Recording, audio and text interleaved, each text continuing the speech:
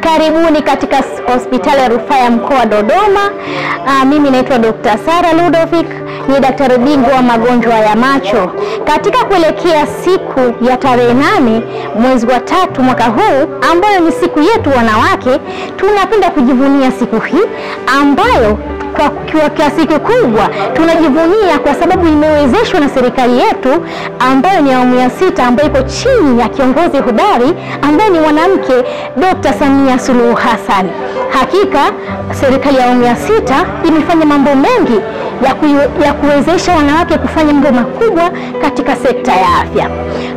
Katika hospitali yetu hii tunaweza kufanya shughuli zetu kwa kujiamini na kwa ujasiri, tukiamini kwamba tunaaminika katika jamii.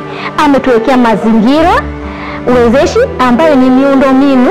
Tuna miundombinu mizuri, tuna dawa na vifaa tiba vya kutosha, hivyo kiasi kwamba muda wote huwa tunafanya kazi tukiwa tunajiamini. Tunachotoa kwa jamii ni huduma bora.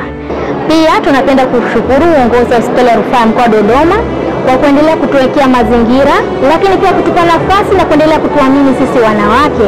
Katika hospitali yetu ya rufaa mkoa wa Dodoma, wanawake tumepewa nafasi mbalimbali za uongozi katika idara na maeneo tofauti, na ambapo tunaonyesha uwezo wetu, lakini pia dawa, vifaa tiba vinakuwepo muda wote. Mfano, mimi ni daktari bingwa wa macho, dawa na vifaa tiba vinaniwezesha mimi kuonyesha ujuzi wangu na umahiri wangu katika kazi.